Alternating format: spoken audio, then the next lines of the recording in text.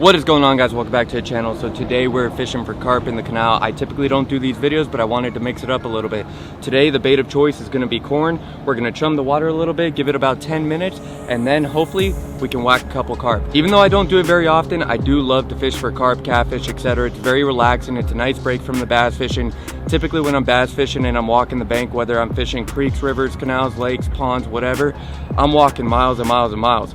Great thing is, when it comes to carp fishing and catfishing, you just post up, you chum the water a little bit, and you wait for your bait to go down. Ultimately, that's what we're gonna be doing today. We're gonna have a nice little relaxing day. Hope you guys enjoy the video. Stay tuned, enjoy, and without further ado, let's get out there, let's go whack them. All right, guys, so like I said, we're fishing with corn today. We got that Winco whole kernel. Cannot go wrong with that. Just get a couple handfuls, chum the water a little bit. You know, give it 5 to 10 minutes. Let all the fish kind of congregate around and get up into the area. Then you can throw your bait in there. Me personally, when I catfish or carp fish, I do it completely different unless I'm out at a lake. I just go with a flat out hook. No weight, no nothing. Throw some corn on, or if I'm catfishing, throw a hot dog on or chicken liver or whatever. And I just let that sucker free float down in that water column, look as natural as I possibly can make it look. And typically that gets bites. I don't tend to get as many bites when I have a weight on. My own perception of it's kind of weird, but I feel like when the fish picks it up, they feel that weight and therefore they let it go. But if there's no weight on there, they just pick up the bait, they swim off, you set the hook, you got them on, no ifs, ands, or buts about it.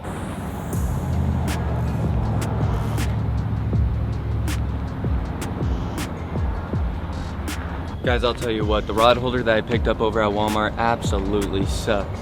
The thing doesn't even go into the ground. I typically buy the little spiral ones, but they were all out of stock. I went to 3 different Walmarts. Not a single Walmart had any of those spiral rod holders, so I'm stuck with this like $1.50 one, and it won't even hammer into the ground. So if we get a bite, every single time we get a bite, it's just gonna flip down. Wish I had 2 rods, because then we'd have maybe a little bit better chance to get a couple fish relatively quick. We already got a bunch of carp swirling around the area, which is really, really good. It's a great sign.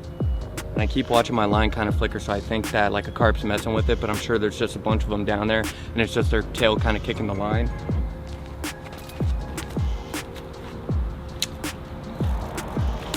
There we go, y'all, there we go. Almost took the rod, almost took the rod. Little channel.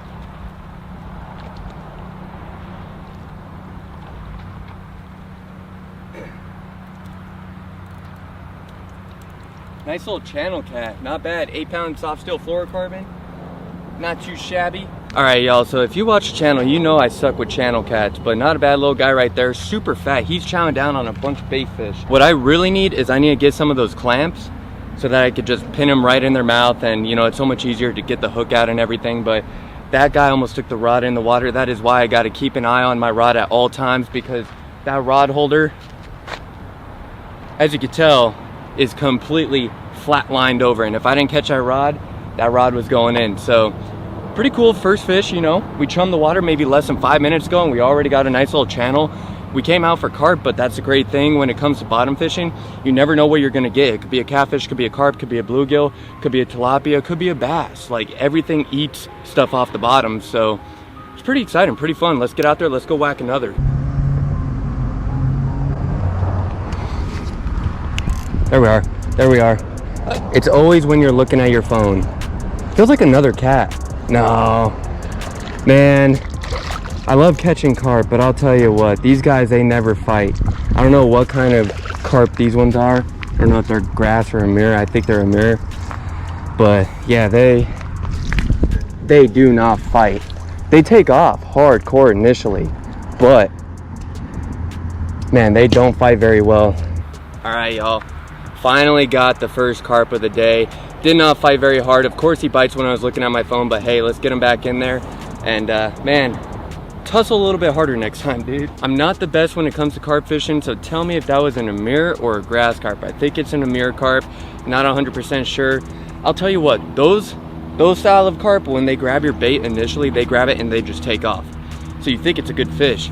Then you set the hook and it just like whips them and they get all disoriented and you just reel them right up. They don't pull whatsoever. Come on, let's get a carp that wants to scrap, or let's get a big old flathead like we did in the last video. That flathead got me so freaking excited in that last video. I was like, flathead.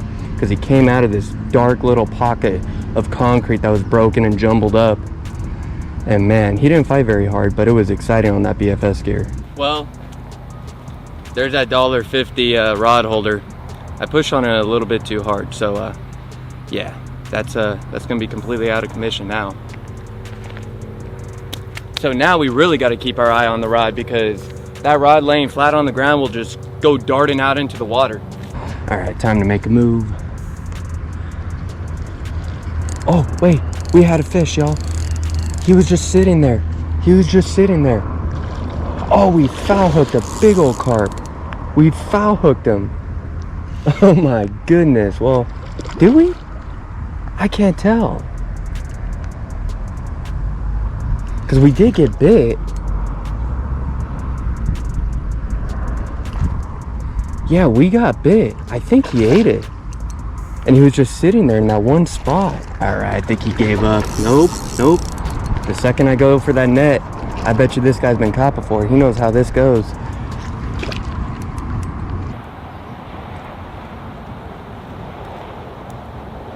a big carp right there. That is a big freaking carp. Typically when you're carp fishing, you want to have a tarp laid down with a little bit of water on it, just so that it doesn't affect their skin or anything. But unfortunately I don't have a tarp, so what I'm doing is I'm trying to keep it in the net the best that I can, even when I'm trying to grab it, keeping him on that net, because that net's gonna be essentially the most moist area for him to not get damaged up pretty much. Check that out, y'all. That is freaking awesome. He's squirming like crazy. I can feel him tensing up, so we're gonna get him back in. Ah, man, that is crazy. The second you feel them tensing up, you know they're gonna squirm. So I always try to get them back in as quick as possible, because I don't want any fish, whether it's bass, crappies, carp, catfish, I don't want them to squirm out. Unfortunately, my camera died. That's weird, because I threw it on the charger last night, unless it just partially unplugged in the middle of the night, because it was sitting at a weird angle, but still.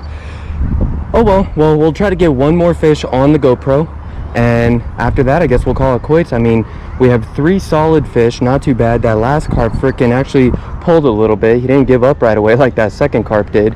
That first catfish just absolutely smacked it and just took off. I mean, that's just how channels hit and channels fight. They always scrap, doesn't matter how big they are.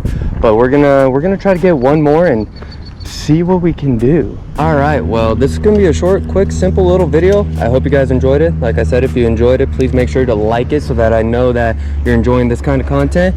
And shoot, we'll see you guys next time on Southwest Fishing.